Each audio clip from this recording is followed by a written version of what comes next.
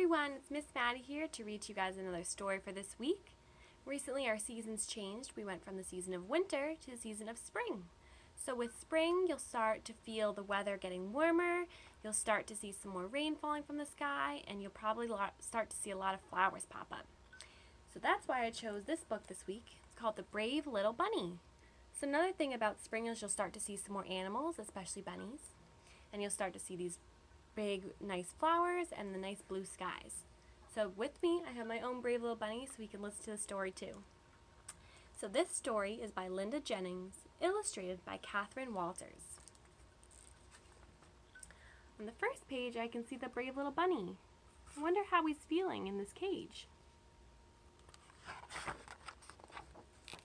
The brave little bunny. It looks like he might be starting to get out of the cage.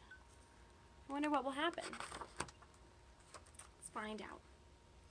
Millie was a lop-eared rabbit who lived with her sister and brother in a small backyard hutch. Millie loved their cozy home when she was a little bunny, but now that she was almost a grown rabbit, the hutch seemed small and cramped. Millie was tired of eating the same old lettuce and carrots every day and not having enough space to hop in. Staring out through the wire mesh of the hutch, Millie could see a tall hedge at the edge of the yard. She longed to see what was on the other side of those bushes. There we see Millie in her little mesh cage. The mesh is the wire that's holding her. We see her brother and sisters. I wonder how Millie's feeling. One warm spring evening, somebody left the door to the hutch open. Millie knew this was her chance. She said goodbye to her family and, with a flick of her white tail, scampered across the yard to the hedge. She burrowed underneath it and came out on the other side. There goes Millie. Where? A fox was waiting for her! Millie froze. The fox took a step forward. Then Millie heard the thumping of a rabbit feet and an excited voice call out, "Run! Run this way!" She turned and bolted toward the sound. "In here," ordered the same voice, and Millie shot into a small hole in the ground. The fox tried to follow, but could not fit through the entrance to the burrow. "That was close," said a large gray rabbit with ears that stuck straight up. "Yes," gasped Millie. "Why didn't you run?" asked the strange rabbit. He sniffed Millie curiously. "I've never had to before. Foxes can't get into my hutch," she replied.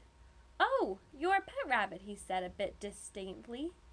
"I wonder what was wrong with your ears, but I guess they're supposed to look that way." Yeah, this rabbit has tall pointy ears, and this bunny has short ears that fall down. The fox had gone, so the two rabbits came up into the field again. "My name is Millie." "I'm 67, said the wild rabbit. "Is that a name?" asked Millie, unsure. "Sort of.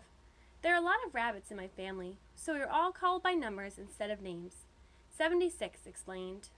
"Oh," said Millie, looking around with interest.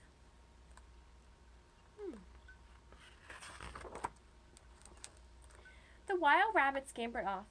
Millie ran after him. The young rabbits chased each other around the meadow.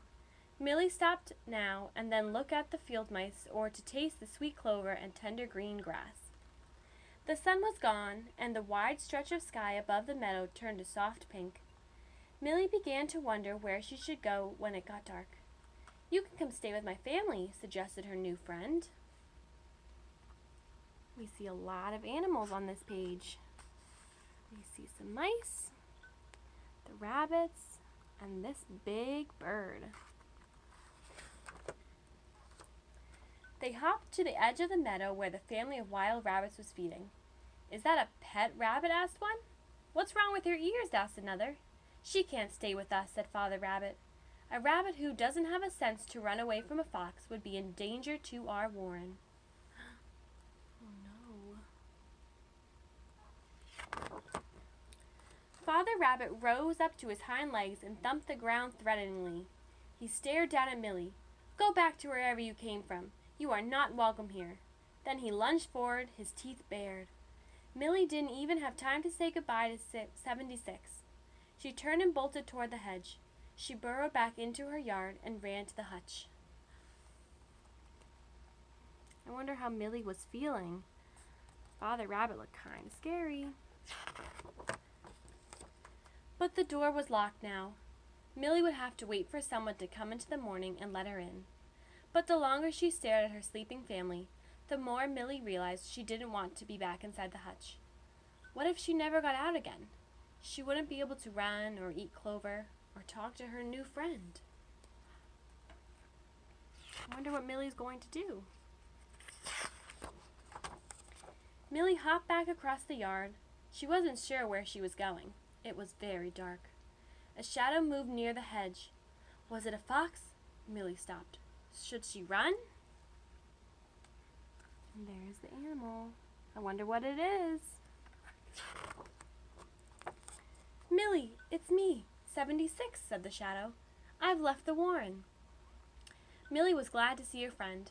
I've decided not to live in the hutch anymore, she told him. Well, where should we go? I don't know. Let's explore, said Millie happily. And there she was. And there's her and 76. The two rabbits searched until they found a small glade. There were plenty of flowers to eat and no sign of the fox. And by the time summer came, there were lots of new baby bunnies to keep them company. Yep, so after spring comes the summer of season where it's really nice and warm. And there are all the bunnies that are just starting to hatch. And there are Millie, 76, and all the other bunnies. Well, I hope you guys enjoyed the story this week. It's really cute. You'll start to see a lot of bunnies around, I hope. And soon we'll start to see the Easter bunny if you guys are lucky. Alright, have a good week. Bye, guys.